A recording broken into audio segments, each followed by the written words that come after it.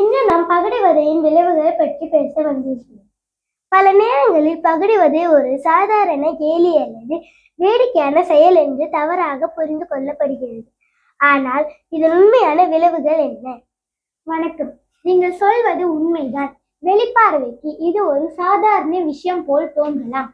ஆனால் பாதிக்கப்பட்ட மாணவர்களின் மனநலம் மற்றும் கல்வி என இரண்டுமே இதனால் கடுமையாக பாதிக்கப்படுகின்றன. இது ஒருவரின் எதிர்காலத்தையே மாற்றக்கூடிய சக்தி கொண்டது. மனநல பாதிப்புகள் என்றால் இன்னும் குறிப்பாக சொல்ல முடியுமா? நிச்சயமாக.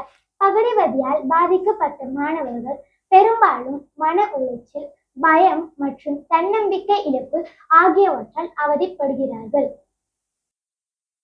சிலருக்கு அது சமூக பயம், மனச்சோர்வு மற்றும் பதட்ட கோளாறுகள் போன்ற தீவிரமான பிரச்சனைகளாகவும் மாறலாம். ஒரு புதிய சூழலில் சேரும் போது ஏற்படும் உற்சாகம் முற்றிலும் அழிந்து ஒருவித அச்சுறுத்தலான சூழலில் சிக்கியது போன்ற உணர்வை அவர்கள் பெறுவார்கள். இது அவர்களின் கல்வி வாழ்க்கையை எப்படி பாதிக்கிறது? ஒரு மாணவர் தொடர்ந்து பயத்திலும் மன உளைச்சலிலும் இருக்கும்போது அவர்களால் படிப்பில் கவனம் செலுத்த முடியாது. இதனால் அவர்களின் பள்ளி அல்லது கல்லூரி படிப்பு பாதிக்கப்படும். வகுப்பறையில் கேள்வி கேட்கவோ அல்லது நண்பர்களுடன் கலந்துரையாடவோ கூட அவர்களுக்கு பயம் ஏற்படும்.